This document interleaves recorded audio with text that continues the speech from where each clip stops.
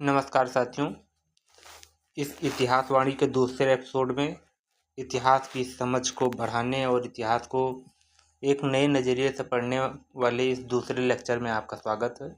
मैं भरपूर पूरी कोशिश करूंगा कि जो चीज़ें हैं वो आपको एक अच्छे तरीके से प्रोवाइड की जाएं, जिससे इतिहास पढ़ने का नज़रिया आपका सच में बदले। क्योंकि इतिहास एक बहुत बोरिंग सब्जेक्ट है और इसे जब तक हम इंटरेस्टिंग नहीं बनाएंगे तब तक इसे पढ़ने का कोई मतलब है नहीं, क्योंकि एक दो लेक्चर देखने के बाद फिर चीज़ें छूटने लगती हैं क्योंकि हमारा मन नहीं लगता है। लेकिन आपके साथ मिलकर इसे और रोचक बनाया जाएगा, कोशिश करेंगे। अभी हो सकता है कि हाँ, जितना अच्छा कंटेंट चाहे, कंटेंट क्या जितनी अच्छी क्वालिटी चाहे वीडियो की, मैं वो नहीं दे पा रहा हूँ। इसके लिए मैं क्षमा प्रार्थी हूँ, क्योंकि ऑफलाइन से ऑनलाइन में शिफ्ट होना तकलीफ़दायक है और ख़ासकर टेक्नोलॉजी के मामले में। लेकिन मैं पूरी कोशिश करूँगा कि आपको कंटेंट दिया जाए, जिसकी प्रतिबद्धता मैं शुरुआत में ही आपसे कर चुका हूँ कि इतिहास में ऐसा कंटेंट दिया जाएगा कि इन्हें देखने के बाद शायद ही आपको कभी किसी पुस्तक को पढ़ने की ज़रूरत पड़े।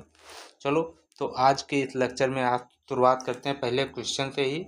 ये क्वेश्चन ही डिसाइड कर देगा कि हमारे आगे की दशा और दिशा क्या होगी, यानी ये लेक्चर कहाँ जाने वाला है। तो ये क्वेश्चन हम यूपीएससी से ही आया हुआ है, यूपीएससी प्रीलिम्स से रिलेटेड ही क्वेश्चन हैं। इसमें दिया गया है दी गई पुस्तकें लिस्ट 1 एंड लिस्ट 2।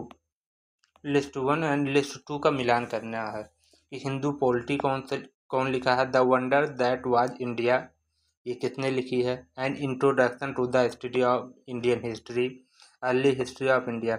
अभी हो सकता है आपको ये नाम आपने सब सुने होंगे, कौशाम्बी जी का, पासम जी का, जायसवाल एंड आर्थर स्मिथ का, जिसे बी.ए. स्मिथ भी बोलते हैं।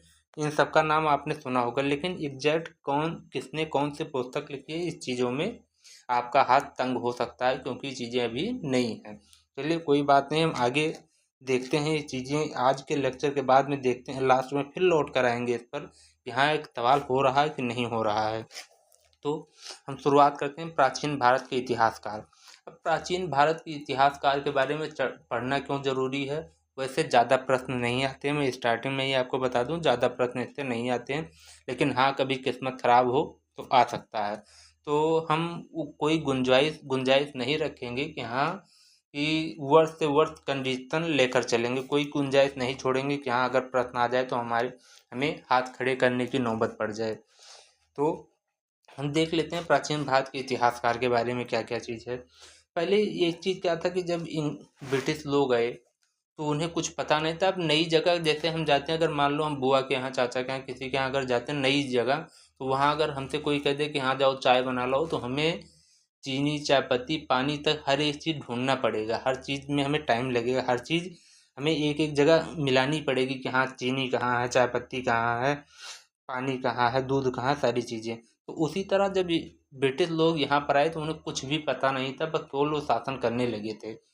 उन्हें धीरे धीरे चीज़ें, फिर उन्हें कैसे, जब 1765 में, 1765 में वो क्या किए, जब उनके पास कुछ अधिकार आ गए कि हाँ, कुछ लॉज बनाने उन्हें ज़रूरी हो गए 1765 में, जब बिहार वगैरह की दीवानियाँ मिल गई उन्हें, तब क्या किया, उन्होंने कुछ प्रशासन में हाथ भी आजमाना शुरू कर लिया।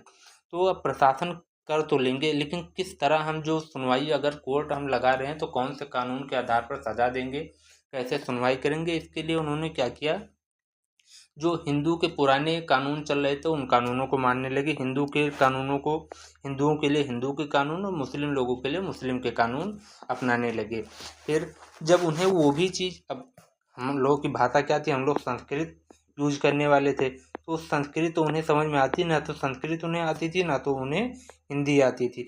आज भी हम कहते हैं, अगर कोई इंग्लिश बोलता है, कहते हैं इंग्लैंड से आए हो क्या, तो वही सेम कंडीशन उनके साथ में थी। तो उन्होंने क्या किया, सबसे पहले काम उन्होंने किया कि इन जो हमारी लैंग्वेज थी उसका, उन्होंने जो किताबें थी, जो नियम कानून की किताबें थी, उनका उन्होंने ट्रांसलेशन करवाया। और ट्रांसलेशन उन्होंने मनुस्क्रिप्ट का क्या किया, जो मनु संहिता थी, हिंदुओं के लिए जो कानून था वो मनु संहिता, जो एक ऋषि मनु थे, उन्होंने, जिनके बारे में आजकल विरोध भी बहुत होता है कि हाँ, जाति प्रथा का बढ़ावा ऋषि मनु के वजह से दिया गया था, तो उन्हीं की स्क्रिप्ट को, उन्हीं की बुक्स को आधार मान के हिंदुओं के कानून चलते थे और नियम कानून सारे चलते थे। तो उसका उन्होंने सबसे पहले उसको उन्होंने इंग्लिश में ट्रांसलेशन करवाया, एक कोड ऑफ जेंटू लॉज के नाम से 1776 में उन्होंने क्या किया, उसका ट्रांसलेशन ये हिंदी और संस्कृत का मिश्र था, इसका ट्रांसलेशन उन्होंने इंग्लिश में करवाया था।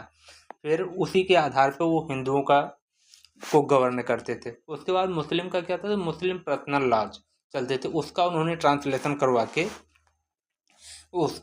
उसके आधार पर वो मुस्लिम के मामलों को देखते थे। फिर क्या किए, उन्हें धीरे धीरे अब वो करने तो लगे, लेकिन उन्हें कुछ चीज़ें समझ में नहीं आती थी, यहाँ कैसे कानून, कौन से प्रथा चल रही है। अब वो कहीं बाहर निकले, कोई उन्हें रंग लगा दे रहा है, कोई उन्हें दीपावली मना रहा है, कोई गोले पटाखे जला रहा है, कोई पटाखे जला दिया, उन्हें लगा कहीं ब्लास्ट हो गया। तो चीज़ें वो परेशान थे, उन्हें यहाँ के कल्चर के बारे में चीज़ें पता नहीं थी। उन्हें तो ऐसा लग रहा था भाई हम कहाँ भूतिया जगह पर आ गए हैं, ये क्या क्या चीज़ हो रही, कभी रंग उड़ रहा तो कभी पटाखे दग रहे हैं, कभी कोई जुलूस निकाल रहा है।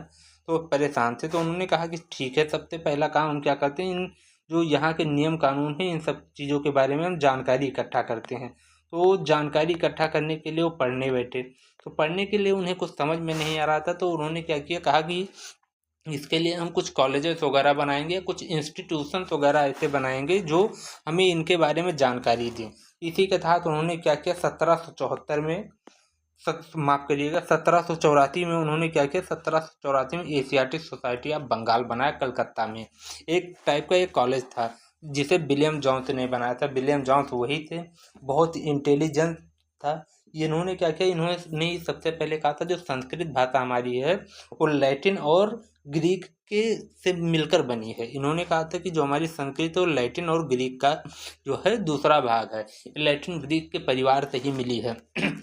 और साथ में ये ऐसे व्यक्ति, उन्होंने कई सारी बहुत सारी बुक्स का क्या किया था, ट्रांसलेशन किया था, बहुत टैलेंटेड आदमी थे। तो इन्होंने एशियाटिक सोसाइटी ऑफ बंगाल बनाया, जिसमें वो क्या करते थे, जो ब्रिटिश ऑफिसर्स थे उनको शिक्षा दी जाती थी, उन्हें सिखाया जाता था, उन्हें पढ़ाया जाता था कि भारतीय पुस्तकों के बारे में पढ़ाया जाता है, इंडियन लैंग्वेज के बारे में पढ़ाया जाता है, इंडियन कल्चर्स कैसे हैं उन सब चीज़ों के बारे में उन्हें पढ़ाया जाता था। जब ये चीज़ें कलकत्ता में होने लगी, लेकिन उसी के साथ साथ पैरेलल क्या हो रहा था कि ब्रिटिश का विस्तार जो है कलकत्ता के बाहर भी, बिहार के बाद में और दक्षिण भारत में बम्बई साइड में भी उनका, बम्बई कलकत्ता और कलकत्ता बम्बई होगा, केरला वाला साइड में भी उनका विकास होने लगा। तो वो अपनी अपनी जड़ें मजबूत करने लगी। अब वहाँ का अधिकारी यहाँ पर शिक्षा ग्रहण करने आए तो काफ़ी दूर पड़ जाती थी चीज़ें। उसके बाद उन्होंने क्या किया, 1804 में जाकर बम्बई में भी एशियाटिक सोसाइटी ऑफ बॉम्बे बना दिया और वहाँ भी वो उन लोगों को, अपने अधिकारियों को प्रशिक्षण देने लगे। फिर यही चीज़ें जब 1804 में चलने लगी तो फिर सारी चीज़ें वो तो मैनेज करने जो इंडिया में थे वही मैनेज नहीं कर रहे थे। मैंने तो मेन क्या कर रहा था, जो ब्रिटिश में राजा रानी बैठे थे, वहाँ के ऑफिसर थे, वो मेन चीज़ मैनेज कर रहे थे कि हाँ भारत का प्रशासन कैसे चलाया जाएगा। तो उन्हें भी चीज़ें नहीं समझ में आ रही थी कि हाँ क्या कर रहे हैं भाई, तो समझ में नहीं आ रही थी। तो उसके लिए ग्रेट ब्रिटेन में भी एक Asiatic society of great Britain 1823 में खोली गई। ये वहाँ के लोगों को प्रशिक्षण देते थे। वहाँ के जो ऑफिसर भारत से जुड़े थे, भारत के नियम कानून बनाने से या भारत में शासन चलाने, प्रशासन से जो अधिकारी जुड़े हुए थे, उनके लिए वहाँ पर Asiatic society of great Britain की स्थापना की गई थी। तो वो लोग भी वहाँ प्रशिक्षण लेते थे और उसके हिसाब से फिर यहाँ पर कानून वगैरह देखकर उसी हिसाब से यहाँ पर प्रशासन अपना चलाते थे। अब उनके बारे में हम पढ़ लिया। अब हम देखते हैं इतिहास और इतिहास लेखन कैसे हुआ और उसके क्या क्या दृष्टिकोण थे। दृष्टिकोण में हम मूल रूप दो टाइप के दृष्टिकोण को लेकर चलेंगे, बेसिक ध्यान रखकर चलेंगे। दो टाइप के, वो दो टाइप कौन है, एक औपनिवेशिक दृष्टिकोण और दूसरा होगा राष्ट्रवादी दृष्टिकोण। राष्ट्रवादी में वो इतिहासकार आ जाएंगे जो हमारे भारतीय हैं, जो हमारे खुद के हिंदुस्तान के, हमारे यहाँ के जो इतिहासकार थे वो आ जाएंगे। और औपनिवेशिक में जो ब्रिटिश हिस्टोरियन इतिहासकार थे वो हमारे बारे में क्या लिख कर गए वो आ जाएंगे। तो उसमें सबसे पहला नाम आता है हमारा मैक्स मुलर का। मैक्स मुलर ये ऐसा इतिहासकार था। सबसे पहले हम आपको बता दें कि जो औपनिवेशिक थे, ये इनकी पहला प्रयास इनका यही था कि ये भारतीयों को कमतर दिखाना है। जैसे कोई सामान हम लेने जाते हैं तो उसका दाम कम करने के लिए या वो चीज़ हमें दे दे, इसके लिए हम क्या करते हैं, उसकी बुराइयां गिनाते हैं। तो सेम कार्य ये, क्योंकि इन्हें भारत में शासन करना था तो वो क्या कर रहे थे, भारत की बुराइयां कर रहे थे। यहाँ पर बता रहे थे कि इन इन चीज़ों की कमी है और इन चीज़ों की पूर्ति अगर मैं रहूँगा, हम रहेंगे, ब्रिटिशर्स रहेंगे तो इन कमियों की पूर्ति हो जाएगी। ये चीज़ बताना मेन चाह रहे थे। अब इसी हिसाब से हम बता सकते हैं कि हाँ, उन्होंने क्या किया, इतिहास में क्या किया होगा, हमारी बुराई के अलावा कुछ नहीं। उन्होंने सबसे पहले बताया कि जो हमारे भारतीय लोग हैं इनके अंदर इतिहास बोध बहुत कम है। वो खासकर समय के हिसाब से समय और कालक्रम, जैसे क्या चीज़ें कब हुई थी, ये चीज़ हमें नहीं बता पा रहे। इनका समय टाइमिंग इनका नहीं ठीक है, इन्हें टाइमिंग नहीं पता है। क्या चीज़ें जो पहले हुई हैं उन्हें बाद में बता रहे हैं, बाद की चीज़ों को पहले बता रहे हैं। दूसरा चीज़, क्रम आगे पीछे कर दे रहे हैं। इसलिए उन्होंने बताया जो भारतीय इतिहासकार हैं इनके अंदर इतिहास बोध की भावना बिल्कुल नहीं है। उसके बाद में ये कहते हैं कि जो भारतीय नागरिक हैं, भारतीय नागरिक के बारे में बताते हैं कि ये लोग तानाशाही के आदी हो चुके हैं। इन्हें तानाशाही के अलावा और कोई दूसरा तंत्र, डेमोक्रेटिक वगैरह ये सब चीज़, इन्हें लोकतंत्र वगैरह पसंद ही नहीं है, क्योंकि इनकी आदत पड़ गई है, तानाशाही में शुरू से जीते आ रहे हैं, जो कि सही नहीं था। तथ्यात्मक रूप से, अभी हम आगे भी बताएंगे कि तथ्यात्मक रूप से सही नहीं था, लेकिन उन्होंने आरोप लगाया। और साथ साथ में उन्होंने कहा कि यहाँ के लोग जो हैं अध्यात्मवाद में इतना डूबे पड़े हैं। ये तो बात कुछ हद तक हम भी मानेंगे, आप भी मानेंगे कि हमारे भारतीय लोग क्या हैं, आध्यात्मिक रूप से कुछ ज़्यादा ही प्रबुद्ध हो चुके हैं। यानी अध्यात्म में इनका मन बहुत ज़्यादा लगा। ये अभी भी वैज्ञानिक अभी भी देखा जाए तो बड़े बड़े साधु महात्मा, इन लोगों को पीछे लोग ज़्यादा पड़े हुए हैं, महात्मा संतों के पीछे। यहाँ तक कि जो वैज्ञानिक दृष्टिकोण होना चाहिए वो चीज़ें कम हैं। लोग बीमार भी होते हैं तो सीधा, ज़्यादातर गांव देहात में देखा है तो बीमार होने के बाद वो सीधा साधु महात्मा के पास जाते हैं, ना कि डॉक्टर के पास। तो इन चीज़ों को देखकर हमें लगता है कि हाँ, कुछ हद तक ये बात उनकी हम सही मान सकते हैं कि हाँ, यहाँ के लोग आध्यात्मिक परंपराओं में ज़्यादा लीन थे। ये नहीं देख रहे थे कि हाँ, दुनिया कहाँ से कहाँ जा रही है। अभी भी ये चीज़ है, हम दुनिया कहाँ से कहाँ जा रही है, हम अमेरिका को, जापान को, चीन को, जो हमारा पड़ोसी भी है और दुश्मन भी है, दुश्मन क्या पड़ोसी है, तो उसको हम नहीं देख रहे हैं कि हाँ, वो टेक्नोलॉजी में कितना आगे जा रहा है, जबकि हम यहाँ हिंदू, मुस्लिम, सिख, ईसाई इन सब धर्म जातिवाद में पड़े हुए हैं। तो ये बात तो हम कुछ हद तक मानेंगे कि हाँ, ये बात उनकी सही थी। उसके बाद में उन्होंने कहा था कि इनके अंदर राष्ट्रवाद की भावना नहीं थी। राष्ट्रवाद की भावना भी हम कुछ हद तक मान सकते हैं कि हाँ, राष्ट्रवाद की भावना हमारे अंदर नहीं रही होगी, क्योंकि राष्ट्रवाद का मतलब सीधा सीधा जो आज के दृष्टिकोण में हम देखते हैं वो चीज़ें नहीं हैं। कि राष्ट्रवाद का मतलब कि हाँ, सरकार का विरोध नहीं करना है, मोदी जी हैं तो उनका विरोध नहीं करना है, ठीक, और उसके बाद में हमें झंडा उठा के चलना है। ये चीज़ें एक्चुअल में राष्ट्रवाद नहीं है, ये हमारी केवल गपशप हैं कि हाँ, अगर हम देश के विरोध में बात कर रहे हैं तो हम राष्ट्रवादी नहीं हैं, मोदी जी के खिलाफ या सरकार के खिलाफ हम कुछ बोल रहे हैं तो हम जो है बाहरी हो गए, राष्ट्रवादी नहीं है, राष्ट्रद्रोही हैं, विद्रोही हैं। ये सारी चीज़ें नहीं है। एक्चुअल में राष्ट्रवाद का मतलब होता है इस ज़मीन के टुकड़े से प्रेम हो, साथ में ज़मीन के टुकड़े पर जो लोग रह रहे हैं, हिंदू, मुस्लिम, सिख, ईसाई, जो कोई भी हैं, इनका राष्ट्र के प्रति, यानी कि अगर कोई हमारे राष्ट्र पर खतरा आ जाता है, कोई आक्रमण हो जाता है, तो उसके समय अगर ये राष्ट्र के साथ में लड़ रहे हैं, राष्ट्र के सम्मान में खड़े हो रहे हैं, उस चीज़ को राष्ट्रवाद माना जाता था। ना कि ये है कि हाँ, हम सरकार का विरोध कर दें या हिंदू या मुस्लिम आपस में लड़ रहे, ये चीज़ें राष्ट्रवाद में नहीं थी। तो वो खासकर ये चीज़ें जो उन्होंने बताया राष्ट्रवाद नहीं थी, इस चीज़ पर भी हम कुछ इतिहासकार तो सहमत नहीं दिखाते, लेकिन हम कुछ हद तक इस पर सहमत दिखाएंगे, क्योंकि राष्ट्रवाद, एक्चुअल जो राष्ट्रवाद की रियल परिभाषा होती है, ये जाकर शुरू हुई थी हमारी 1857 के बाद में। 1857 के बाद में राष्ट्रवाद की विचारधारा ही जनता के पास में आई थी। उससे पहले राष्ट्रवाद की कोई विचारधारा नाम की चीज़ ही नहीं थी 1857 के पहले। तो ये भी हम मान सकते हैं कि हाँ, ये बात भी उनकी ठीक थी। मैक्स मुलर की ये बात भी ठीक थी कि हाँ, राष्ट्रवाद की भावना उनके अंदर नहीं थी। फिर उसके बाद में मैक्स मुलर ने ये भी बताया था कि वो स्वशासन, जब एक चीज़ वो कह रहा है कि हाँ, वो तानाशाही के अभ्यस्त थे, तानाशाही पर वो निर्भर थे, तानाशाही चल रही थी, वो तानाशाही को देख रखे हैं, तो उस बात में ये निहित है कि हाँ, वो स्वशासन के भी आदी नहीं थे। जब तानाशाही चल रही थी, वो तानाशाही के साथ में इनके आने से पहले क्या थे, मुग़ल थे, ठीक, मुग़ल थे। मुग़ल के पहले भी जो है और बाहरी लुटेरे जो आए थे वो सब थे। तो उन सब चीज़ों को देखकर उन्होंने कहा कि हाँ, ये क्या थे, स्वशासन नाम की चीज़ इनके यहाँ नहीं थी। ये लोग क्या है, हमेशा किसी न किसी के गुलाम ही बने रहे हैं।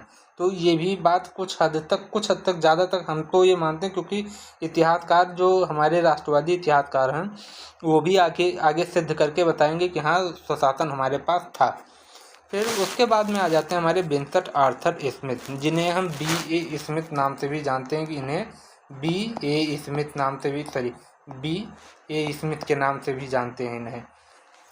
तो ये आ जाती, ये इन्होंने पुस्तक लिखी थी, एक पुस्तक लिखे थे प्राचीन भारत का इतिहास, 1904 में लिखा था। ये पुस्तक ऐसी थी जिसके लिए इन्हें सम्मान दिया जाना चाहिए। इन्होंने ये पहला व्यवस्थित इतिहास लिखा था जिसमें कालक्रम भी ठीक था, घटनाएं भी जब हुई थी समय के अनुसार ठीक थी, सारी चीज़ें थी। लेकिन उसमें क्या था, उसमें कुछ चीज़ें थी कि जैसे सिकंदी ये मतलब विदेशियों के अंतर्दृष्टि से इतिहास लिख रहे थे, जिसमें उन्होंने लगभग 75% में तो केवल उन्होंने इतिहास सिकंदर के आक्रमण के बारे में ही जानकारी दी थी कि हाँ सिकंदर आया, सिकंदर कब आया, क्या किया, सिकंदर के बारे में ही ज़्यादातर जानकारी थी। जो विदेशी आक्रमण थे उनके बारे में ही जानकारी दी। तो हम जब आप विदेशी के बारे में ही आधा से ज़्यादा पुस्तक लिख रहे हैं आक्रमण के बारे में, तो आप इंडिया के जो इतिहास का मतलब हुआ कि हमारे यहाँ की जो चीज़ें प्राचीन चीज़ें हैं उनके बारे में, तो वो उन तक चीज़ों की कमी इनके इतिहास में दिखाई दी, जो कि ये माना जाता है जो पहला व्यवस्थित इतिहास है तो उसमें एक कटाक्ष बनता है। यहाँ इन्होंने एक्चुअल जो चीज़ें थी वो सारी चीज़ें नहीं दिखाई थी। और साथ में अब ये औपनिवेशिक दृष्टिकोण था, तो इसमें ये चीज़ नहीं थी कि वो भारतीयों को कमतर दिखाएंगे, क्योंकि उन्हें क्या करना था, हमारे ऊपर शासन करना। तो किसी चीज़ को खरीदना हो, शासन करना हो, किसी को नीचा दिखाना हो, तो पहला प्रयास हमें यही रहता है कि उसकी कमियाँ गिनाते हैं। तो ये लोग हमारी कमियाँ गिनाकर ही, क्योंकि इन्हें शासन करना था, तो ये ऐतिहासिक रूप से भी हमारी कमियां गिना रहे थे। अब उसके बाद में अब हम आ जाते हैं कि हाँ हमारे यहाँ के कौन कौन से राष्ट्रवादी दृष्टिकोण में कौन कौन थे। इसमें सबसे पहले नाम आ जाता है राजेंद्र लाल मित्र जी का। ये ऐसे इतिहासकार थे जिन्होंने तार्किक चीज़ों को तार्किक ढंग से देखा। ये सबसे बड़ी दिक्कत क्या है, भारतीय इतिहासकार जो थे वो या तो किसी राजा के उसमें लिखते थे दरबारी, जैसे आजकल मीडिया का एक तबका है जिसे हम गोदी मीडिया कहते हैं, बस सेम चीज़ यही जान लो, गोदी इतिहासकार की भावना कुछ उस समय के इतिहासकारों में थी। और जो राजा अच्छे थे इन्हें असरफिया दे देता था, जो इनके सामने असरफिया फेंकता था उसी के सामने नाचते थे, उसी के अनुसार लिखते थे। जो चीज़ें तर्क के रूप में तार्किक रूप से सही हैं उन चीज़ों को छोड़ देते थे, और बाकी जो उन्हें अच्छा लगता था या उनके जो असरफी लुटाने वाले थे मालिक थे उन्हें अच्छा लगता वो चीज़ें लिखते थे। लेकिन राजेंद्र लाल मित्र जी जब आए तो उन्होंने तार्किकता को स्थान दिया। उन्होंने कहा कि हाँ इतिहास को हम तार्किक ढंग से लिखेंगे, उन बेतुकी बातों को हम अपने इतिहास में शामिल नहीं करेंगे। इन्होंने कई वैदिक ग्रंथों का प्रकाशन किया, वैदिक ग्रंथों को ट्रांसलेट भी किया, इंडो आर्यन पुस्तक इन्होंने लिखी। और सबसे बड़ी चीज़ जो कि आज हम अगर कह दें तो विद्रोह हो जाता है यहाँ पर, तो भारत में तो बहुत कुछ हो जाता है कि इन्होंने बताया जो प्राचीन लोग थे वो गौमांस खाते थे। ये बहुत बड़ा स्टेटमेंट था उनका, इसके खिलाफ बहुत विद्रोह भी हुआ था, विरोध भी लोग इनका किए कि हाँ आप गलत कर रहे हैं, ऐसा नहीं है, ये यहाँ पर सनातन धर्म था, हम लोग गौ का पालन करते थे। लेकिन जो वास्तविकता है वास्तविकता हम नहीं छुपा सकते। आज भी इंडिया में बहुत लोग हैं, बहुत सारी ऐसी कम्युनिटी हैं जो ऐसा चीज़ कर सकती हैं या करती होंगी, जिन्हें एक्चुअल चीज़ वही चीज़ उन्होंने बताया कि हाँ जो प्राचीन लोग थे वो गोमांस खाते थे, जिसका लिए इनका विरोध भी हुआ। लेकिन इनका सम्मान किया जाना चाहिए क्योंकि इन्होंने तार्किकता को स्थान दिया था, फर्जी चीज़ें नहीं बताई थी। फिर उसके अलावा आ जाते हैं हमारे आरजी भंडारकर। आरजी भंडारकर ये दक्षिण भारत के इतिहासकार थे, साउथ के थे, इसलिए माना जाता है कि इन्होंने इतिहास में जो काम किया वो दक्षिण भारत को ध्यान में रख के किया। उस समय दक्षिण भारत में सातवाहन था जो आंध्रा के प्रशासन कर रहा था। आंध्र प्रदेश जो आज है उसके कुछ क्षेत्रों पे शासन कर रहा था, तो वहाँ के बारे में इन्होंने जानकारी लिखी। जो वैष्णव मत वहाँ से फैला, क्योंकि हम जानते हैं कि जो वैष्णव मत हो गया, ये सारी मतें शैव मत, वैष्णव मत, ये सब हमारे दक्षिण भारत से आए थे। तो उसके बारे में अच्छी जानकारी अगर हमें चाहिए हो तो हम आरजी भंडारकर साहब को पढ़ सकते हैं। फिर बीके राजवाड़े भी उन्हीं के समकक्ष ही थे, ये भी दक्षिण भारत के ही थे। इन्होंने भी दक्षिण भारत के बारे में अच्छी जानकारी दी, और खासकर ये मराठा इतिहास के लिए इनका नाम स्वर्णिम अक्षरों में है। मराठा इतिहास के बारे में इन्होंने इतनी रिसर्च की थी कि मराठा से रिलेटेड कोई भी पुस्तक, खासकर मराठियों के अंदर वैवाहिक स्थिति क्या थी, वो विवाह संबंध कैसे चलते थे, विवाह कैसे होता था, इस पर इन्होंने बहुत गहरी रिसर्च की। एक एक पुस्तक तक ये छान डाले, तो उसके बाद इन्होंने अपनी पुस्तक लिखी, जिसमें इन्होंने 1926 में इन्होंने पुस्तक लिखी, मराठी विवाह व्यवस्था पर किताब लिखी थी इन्होंने। जिसमें इन्होंने बताया था कि हाँ मराठियों में विवाह संबंध कैसे होते हैं, विवाह कैसे होती हैं, इन सारी चीज़ों के बारे में जानकारी दी थी। उसके बाद आ जाते हैं पांडुरंग वामन काने। इन्होंने पांडुरंग वामन काने जी क्या थे, इन्होंने धर्मशास्त्र का इतिहास किया। इन्होंने ये पूरी तरीके से धार्मिक रूप से हमारा इतिहास क्या था उस पर इनका विशेष ध्यान था कि हाँ धर्म के रूप में हमारा इतिहास कैसे चल रहा था, हम धार्मिक रूप से कैसे थे, किन किन चीज़ों को मानते थे, कौन कौन सी हमारी मान्यताएं थी, इन सब चीज़ों के बारे में इन्होंने लिखा था। प्राचीन नियम कानून कैसे थे इसके बारे में इनकी पुस्तक से, इनके बारे में अगर हम देखें तो उन सब चीज़ों की जानकारी हमें अच्छे ढंग से मिल जाती है। उसके बाद में आ जाते हैं हमारे यचार चौधरी, हेमचंद्र राय चौधरी। ये बहुत प्रसिद्ध इतिहासकार थे, इनका बहुत सम्मान से नाम लिया जाता है। अगर राष्ट्रवादी इतिहासकारों के बारे में बात की जाए तो बहुत डिसेंट व्यक्ति थे ये। उन्होंने प्राचीन भारत का इतिहास नाम से पुस्तक लिखी जो महाभारत काल से लेकर ये 10वीं सदी तक यानी गुप्त साम्राज्य का जब अंत हुआ था तब तक की कहानियाँ पूरा इनके इतिहास में समेटी हुई थी। बस इनके ऊपर लेकिन कुछ आरोप लगाया जाता था, उग्र ब्राह्मणवाद का आरोप इनके ऊपर लगाया जाता था। ये माना जाता था कि इनके अंदर चौधरी साहब के अंदर ब्राह्मण का तत्व ज़्यादा था, या ब्राह्मणों को थोड़ा ज़्यादा ग्लोरीफाई करके बता रहे थे। और खासकर ये चीज़ें कब सामने आई, जब अशोक की शांति नीतियाँ, जो अशोक ने शांति के लिए जो अपनी नीतियाँ बनाई थी उनके बारे में जब बात हुई तो उन्होंने उसका विरोध बहुत किया था कि हाँ उसकी शांति नीतियाँ गलत थीं। तो ये विरोध देखने के बाद कुछ लोगों ने आरोप लगाया कि हाँ ये ब्राह्मणवादी है, क्योंकि अशोक ने कुछ चीज़ें ऐसे की थी जो ब्राह्मणों के खिलाफ थी, तो इसलिए उन्होंने उसका विरोध किया। तो ये माना जाने लगा कि हाँ यचार चौधरी, हेमचंद्र राय चौधरी साहब क्या हैं, ये उग्र ब्राह्मणवाद के सपोर्टर हैं, इसलिए उन्होंने अशोक के शांति नीतियों का विरोध किया। जबकि चीज़ें इसके कुछ अलग थी, जो कि ऐसा नहीं था कि उन्होंने केवल ब्राह्मणवादी नीतियों के खिलाफ की वजह से उन्होंने अशोक का विरोध किया था। अशोक कहते हैं हर राजा में कुछ कमी होती है, जैसे किसी भी राजा, किसी भी शासन प्रशासन की अगर हम बात करें तो उसमें कुछ पॉजिटिव, हर चीज़ में क्या होती है, कुछ प्लस पॉइंट होते हैं, कुछ माइनस पॉइंट। तो कुछ चीज़ें थी अशोक की जो नीतियाँ नहीं ठीक थी, उसके लिए उन्होंने विरोध किया था, लेकिन लोग उसे दूसरे नज़रिए से ले लिए थे। उसके बाद में आ जाते हैं हमारे आरसी मजूमदार साहब, जिन्हें हिंदू पुनर्जीवन के प्रबल तत्व इनके इतिहास में मिल जाता है। ये हिंदुओं के प्रति बहुत अच्छा लिखा है। बहुत अच्छा लिखने का मतलब ये नहीं कि हाँ अच्छा लिखे, वो बहुत अच्छे का मतलब बहुत सारी जानकारियाँ इन्होंने हिंदुओं के बारे में दी अपनी पुस्तक में। उसके बाद में हमारे आ जाते हैं नीलकंठ शास्त्री। इन्होंने भी प्राचीन भारत का इतिहास नाम से पुस्तक लिखी, साथ में दक्षिण भारत का इतिहास नाम से भी इन्होंने पुस्तक लिखी। ये दक्षिण भारत के प्रति इनका दृष्टिकोण बहुत व्यापक था। इन्होंने दक्षिण भारत के बारे में बहुत अच्छी रिसर्च करके बहुत अच्छे से उसके इतिहास को, पूरे दक्षिण भारत के इतिहास को ग्लोरीफाई करके लिखा है। ग्लोरीफाई क्या, अच्छे ढंग से लिखा कि हाँ एक्चुअल में क्या क्या चीज़ें वहाँ पर थीं। उसके बाद में उन्होंने ये भी बताया था कि ब्राह्मणों की सांस्कृतिक सर्वोच्चता के बारे में सबसे पहले बात इन्होंने की थी कि हाँ सांस्कृतिक रूप से, कल्चरल रूप से देखा है तो ब्राह्मणों की सर्वोच्चता पूरे भारत में है। कोई भी कार्यक्रम होगा तो उन्हें सबसे ऊपर माना जाता था कि हाँ ब्राह्मण को ऊपर, क्या सबसे पहले ब्राह्मण हो जाते थे, फिर उसके बाद में ब्राह्मण के बाद में क्षत्रिय माना जाता था, फिर क्षत्रिय के बाद में वैसे और नीचे शूद्र। इस चीज़ को इन्होंने भी अपनी पुस्तक में बताया था। फिर आ जाते हैं केपी जायसवाल। केपी जायसवाल जो है, केपी जायसवाल ने हिंदू पोल्टी नामक एक शोध निकाला था, एक रिसर्च की थी जिसका नाम था हिंदू पोल्टी। 1924 में 1924 में बनाया था। जो इसी में इन्होंने बताया था कि हाँ प्राचीन समय में हमारे यहाँ गणतंत्र था। गणतंत्र का मतलब जो हमारा प्रथम नागरिक यानी जो हमारा राजा होगा उसका चुनाव होगा, और चुनाव सीधा किसके द्वारा होगा, जनता द्वारा होगा। ये होता है हमारा गणतंत्र।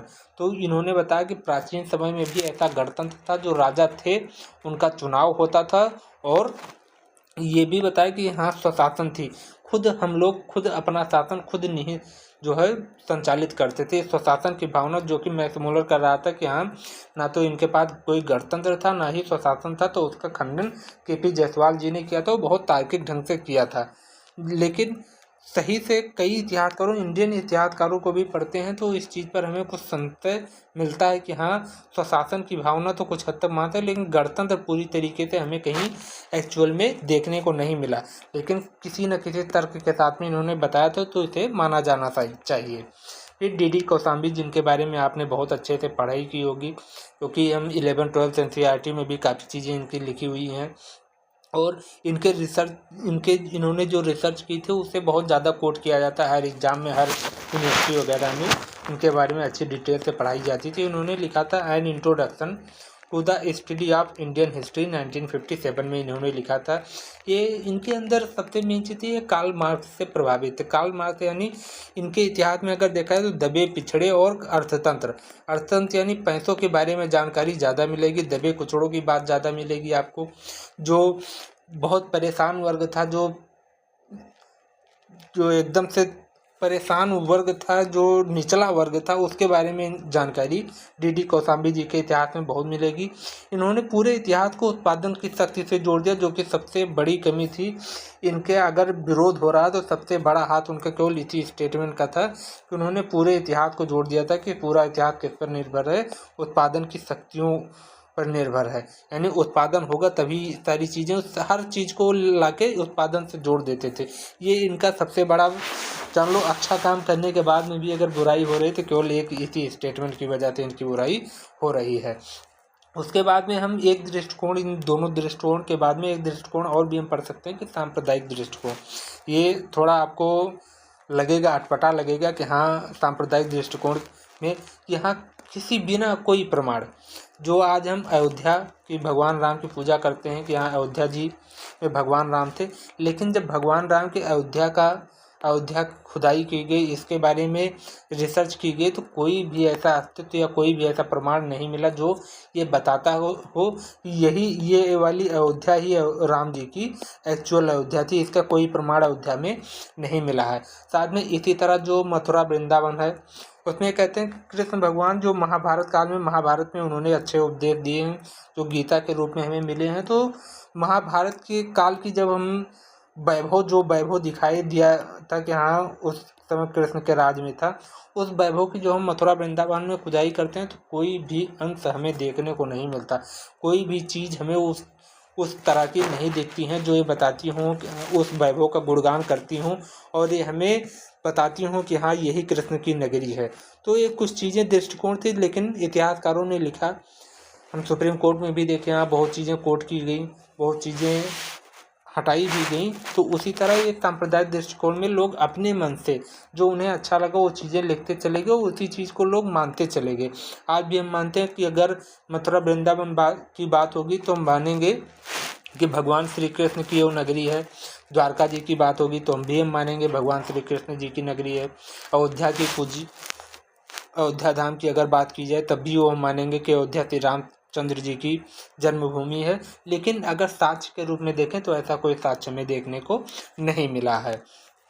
ठीक, तो और साथ में जो हिंदू धर्म, आज हम हिंदू धर्म को मानते हैं, हिंदू मतलब हिंदू शब्द अगर दे दिएगी तो हम एक धर्म से नाम से मानते हैं, लेकिन किसी इतिहास में किसी भी साक्ष्य में हिंदू को एक संप्रदाय से जोड़कर, हिंदू शब्द को किसी संप्रदाय के बारे में जोड़कर हमें नहीं मिला। हिंदू शब्द को अगर हमें जानकारी मिली है तो ये बताती है ज़मीन के टुकड़े के रूप में, जो भारत की ज़मीन है इस टुकड़े के लिए हिंदू शब्द का प्रयोग किया गया है।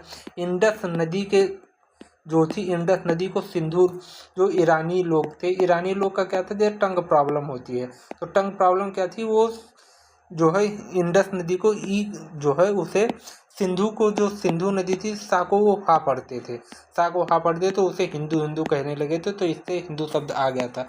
और जबकि हिंदू का किसी संप्रदाय से संबंध नहीं था। तो ये सारी चीज़ें आज के इस लेक्चर में थी। यहाँ क्या क्या चीज़ें इतिहासकार से रिलेटेड, ज़्यादा इम्पोर्टेंट फिर भी मैं बता रहा हूँ आपको, ये ज़्यादा इम्पोर्टेंट नहीं है क्योंकि इससे प्रश्न कभी कभार आते हैं, लेकिन हम कोई गुंजाइश नहीं छोड़ेंगे कि हाँ कभी प्रश्न आ जाए तो हमें हाथ उठाना पड़े। अब फिर वापस लौटते हैं हम अभी अपने उसी प्रश्न पर कि हाँ सॉल्व होता है कि नहीं, देखते हैं। हिंदू पोल्टी अभी हमने पढ़ा था कि हिंदू पोल्टी किसने लिखा है। हिंदू पोल्टी लिखा है डी कौशाम्बी जी ने। हमने अभी रिसर्च में बात की कि हाँ हिंदू पोल्टी की रिसर्च किसने की थी, तो हिंदू पोल्टी की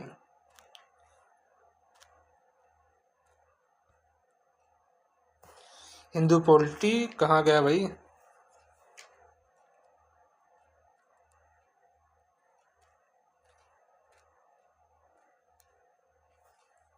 हिंदू पोल्टी जायसवाल साहब का।